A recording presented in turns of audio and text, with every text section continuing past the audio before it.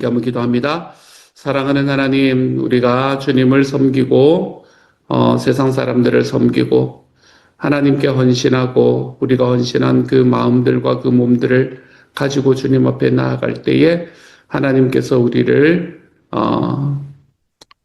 주님의 것으로 더욱더 바르게 세워주신다. 기뻐해 주시고 살아있게 만들어 주시고 또 거룩하게 보아주신다. 사랑하는 하나님, 그렇게 우리가 주님 앞에 한 걸음씩 한 걸음씩 걸어가는 하나님의 사람이 되게 하여 주셔서 주님 앞에 걸어가는 우리의 발걸음이 하나님께서 우리를 더욱더 성결케 만드시는 하나님의 그 방향이 되어갈 수 있도록 주님 도와주옵소서. 그래서 주님을 섬기면 섬길수록 더욱더 우리가 주님 앞에 정결해지고 성결해지는 하나님의 사람이 되게 하여 주옵소서. 모든 말씀 예수님 이름으로 기도드립니다. 아멘. 말씀 함께 읽읍시다. 고린도전서 6장 12절부터 20절까지의 말씀입니다. 고린도전서 6장 12절부터 20절까지의 말씀입니다. 우리 같은 목소리 함께 읽습니다. 시작. 모든 것이 내게 가하나 다 유익한 것이 아니요 모든 것이 내게 가하나 내가 무엇에든지 얽매이지 아니하리라. 음식은 배를 위하여 있고 배는 음식을 위하여 있으나 하나님은 이것저것을 다 패하시리라. 몸은 음란을 위하여 있지 않고 오직 주를 위하여 있으며 주는 몸을 위하여 계시느니라.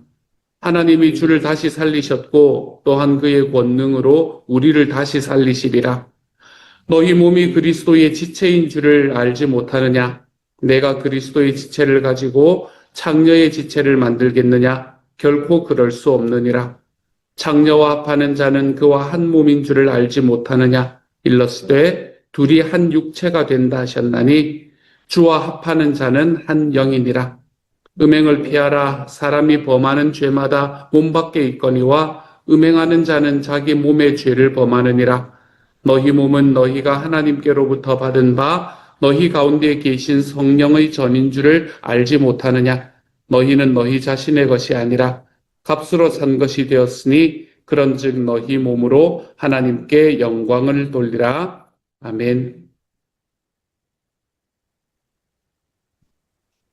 아멘. 오늘의 말씀은 계속해서 어제 이야기했던 음행에 관한 이야기, 그 이야기가 오늘도 지속이 되고 있습니다.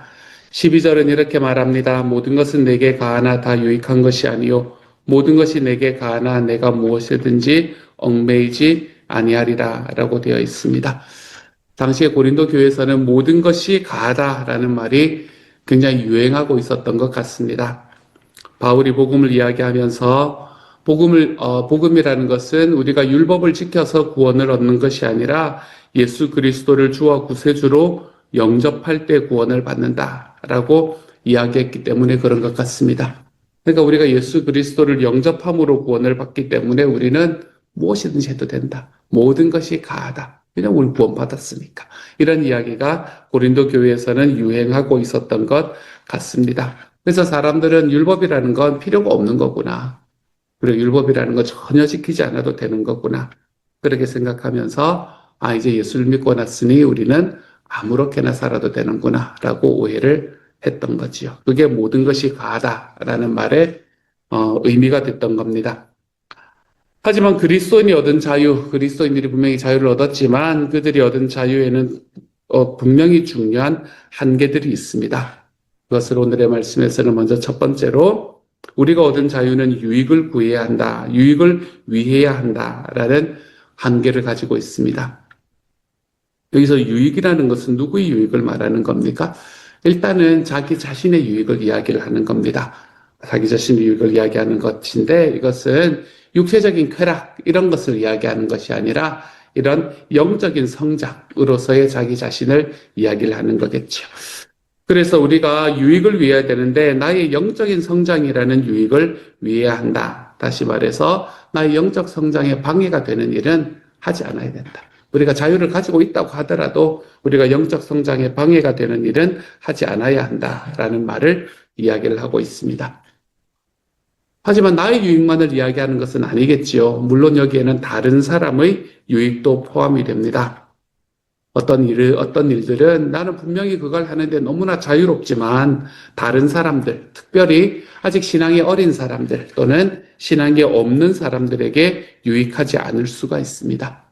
그러므로 그럴 때는 내가 모든 것을 다 할 자유가 있고 내게는 모든 것이 가다라는 그것이 우리의 삶에 다가왔지만 그럼에도 내가 다른 사람의 유익을 위해서 그것을 자제하는 것이 좋다라고 말하는 거죠. 두 번째 조건입니다. 첫 번째는 유익해야 될 때, 우리의 자유는 유익함을 추구해야 된다라는 게 첫 번째 조건이었다면, 두 번째 조건은 무엇에든지 얽매이지 말아야 된다라는 것을 말합니다. 이 말은 어떤 규정, 어떠한 율법, 이런 거에도 내가 얽매이지 않는다, 이런 말이 아니라 내가 얽매이지 않는데 뭐에 얽매이지 않는 건가 하면 나의 욕심, 그리고 내 마음의 변덕, 이런 것에 노예가 되지 않는다는 걸 말하는 겁니다. 나의 욕심이나 내 마음의 변덕에 노예가 되지 않겠다라는 것의 이런 의미가 무엇에든지 얽매이지 말아야 된다라는 이야기입니다. 우리가 내가 하고 싶은 대로만 살고 행동하다가 보면 결국엔 욕심의 노예가 될 수밖에 없잖아요. 다른 사람들도 내 뜻에 다 맞추려고 힘쓰는 자리로 걸어갈 수밖에 없는 거잖아요. 그리스도의 복음은 우리를 자유로운 삶으로 불렀습니다. 우리는 주님의 복음을 우리의 마음속에 받아들였기 때문에 우리를 얽매고 있던 죄와 사망의 권능, 내 삶을 붙잡고 있던 율법의 정죄, 너 죄인이야 라고 이야기하는 그 손가락질로부터 자유로움을 얻었습니다. 하지만 우리 주님 앞에 자유로움을 얻었다고 해서 우리가 아무렇게나 살 수 있는 것은 아닙니다. 아무렇게 살아도 되는 것은 아닙니다. 우리가 주님 앞에 자유를 얻었다면 이제는 우리가 가진 그 자유를 가지고 내 삶을 좀 의의 병기로 하나님께 드릴 줄 아는 삶을 살아가야 하지 않겠습니까? 내가 하나님을 좀 기쁘게 하고 내 이웃을 더 유익하게 하기 위해서 살아가는 삶을 좀 살아가 보아야 하지 않겠습니까? 내가 하나님 앞에 자유로워졌다라는 것이 내가 이제는 아무거나 다 할 수 있다라는, 내가 다른 사람들과 나의 유익과 다른 사람들의 유익에 아무 상관없이 내가 이제 원하는 대로 할 수 있다라는 방종으로 걸어가는 것이 아니라, 내가 이제 주님 앞에 자유로움을 얻었으니 나는 의의 병기가 되어서 내 주님의 소원을 이루어드리고 하나님을 기쁘시게 하고 이웃과 자신의 진정한 유익을 위해서 내가 한번 살아가 버리라. 이런 결단이 우리들의 마음속에 있는, 하나님께서 주시는 진짜 자유를 경험하며 살아갈 줄 아는 여러분이 되어갈 수 있기를 바랍니다. 모든 것이 가하지만 유익한 것이 아니다. 나에게 또한 무엇에든지 얽매이지 않는다라는, 나의 변덕과 나의 욕심이 얽매이지 않는 게 옳다라고 이야기하는 것을 말씀한 다음에 13절과 14절에서는 음식은 배를 위하여 있고 배는 음식을 위하여 있으나 하나님은 이것저것을 다 배하시리라. 몸은 음란을 위하여 있지 않고 오직 주를 위하여 있으며 주는 몸을 위하여 계시느니라. 하나님이 주를 다시 살리셨고 또한 그의 권능으로 우리를 다시 살리시리라 라고 이야기합니다. 고린도 교회 그때 당시에 이야기되던 첫 번째, 오늘의 말씀에 나오는 첫 번째의 이야기가 뭐였나 하면 모든 것이 내게 가하다라는 이야기라고 말씀드렸잖아요. 그렇죠? 고린도 교회에서 이야기되던 두 번째의 경고가 하나 더 있다, 이야기가 하나 더 있다라고 말합니다. 그건 뭔가 하면 음식과 배는 모두 하나님께서 배하신다, 이런 이야기였다는 겁니다. 음식과 배는 다 하나님께서 배하신다. 이게 무슨 말인가 하면 음식이나 배는 육체를 유지하는 데는 필요하지만 영적인 생활을 유지하는 데는 아무런 관심이 없다. 원물의 연관이 없다. 이걸 이야기를 하는 거. 결국 죽을 때는 음식과 육체도 다 없어질 거다. 우리의 몸은 아무 필요 없다. 이제 우리가 주님 앞에 부르심을 받았으니 우리의 영혼이 중요한 거지. 내 몸은 이제는 어떻게 돼도 상관없다. 자꾸 이렇게 이야기하는 게 바로 음식과 배는 모두 하나님이 배하신다. 그러니까 우리가 그거에 자꾸 신경 쓸 필요가 없다. 이렇게 이야기를 하는 사람들의 의미가 됐던 거죠. 하나님 앞에서 우리가 영적으로 부르심을 받았다고 해서 우리의 육체가 중요하지 않다라고 이야기하는 것은 너무나 잘못된 이야기입니다. 하나님 앞에 영적으로 부르심을 받았기 때문에 우리는 우리의 육체가 더욱더 소중하게, 우리 육체를 더욱더 소중히 여기는 사람이 되어 가야 합니다. 근데 여기서 더 큰 문제는, 이거 뭐 우리의 건강을 챙기고 이런 느낌이 들잖아요. 그렇죠? 근데 여기서 더 큰 문제가 있었는데 그게 뭔가 하면 당시에 고린도 교회 성도들 중에서는 굉장히 일부긴 했지만 이 말씀을 어디에도 적용을 했나 하면 성관계에도 적용을 합니다. 음행에도 적용을 하는 거예요. 몸은 아무 필요 없지 않냐 이야기를 하는 거다. 몸은 아무 필요가 없지 않냐. 그래서 성관계도 이 음행도 영혼에 아무런 영향을 미치지 못한다라고 주장하면서 살았던 거예요. 그래서 주변에 있는 사람들이랑 아무런 마음대로 관계를 맺으면서 살아가는 사람들이 있었습니다. 하지만 바울은 너무나 분명하게 그건 잘못된 생각이다. 이렇게 이야기합니다. 그건 잘못된 생각이다. 우리의 몸은 영혼과 떨어져서 생각할 수가 없습니다.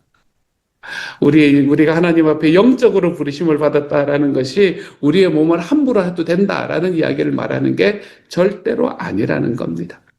우리의 몸과 영혼과 우리의 생활 전체는 여러분 우리의 삶의 쾌락만을 위해서 있는 것이 아닙니다. 우리의 몸과 영혼, 우리의 삶은 주님을 위해서 있는 것이고 그리고 그 주님도 우리의 몸을 소중하게 생각하십니다. 어떻게 알 수 있어요? 주님이 이 땅에 오신 걸 생각해 보면 알잖아요. 주님이 이 땅에 오실 때 영으로만 오신 게 아니셨잖아요. 그냥 귀신처럼 이렇게 흐릿하게 지나다니면서 사람들 사이에서 계시다가 가신 게 아니었잖아요. 주님께서는 이 땅에 오실 때에 몸을 입고 이 땅에 오셨습니다. 어떤가요? 주님이 부활하실 때는 어떤가요?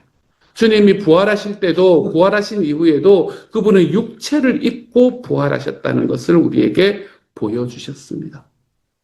또한 우리가 새로운 피조물이다라고 이야기하는 이야기에서 바라볼 수 있듯이 우리도 하나님 앞에 부활할 때 새로운 육체를 입고 부활하게 될 겁니다.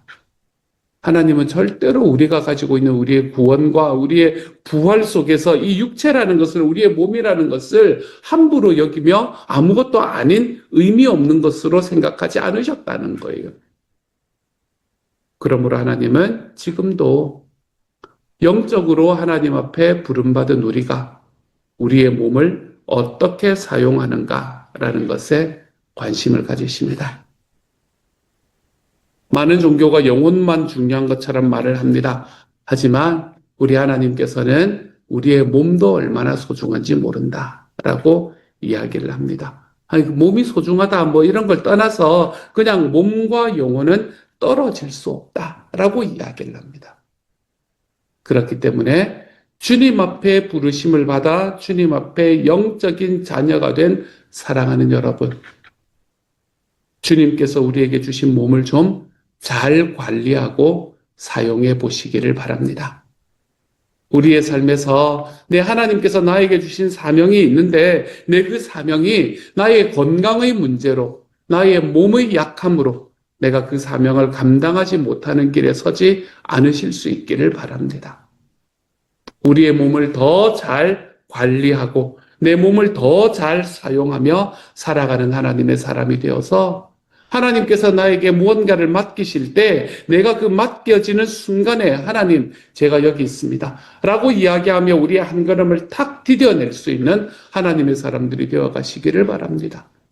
이사야가 주님 제가 여기 있는데 저라도 괜찮으시면 절 사용해 주십시오 라고 이야기하는 이 이사야 예언자의 그 한마디를 가지고 자기의 평생을 하나님과 함께 걸어갈 수 있었던 그런 주님의 선지자처럼 내 마음은 내 주님의 사명을 감당하고 싶은 마음이 정말로 많지만 그럼에도 불구하고 나는 내 몸은 내가 다른 거 할 일이 너무나 많으니까 이거를 내가 챙기는 데는 내가 시간을 쓸 수가 없어 라고 이야기하며 살지 마십시다 여러분. 우리의 삶에 우리의 영혼이 중요한 만큼 우리의 몸이 중요합니다.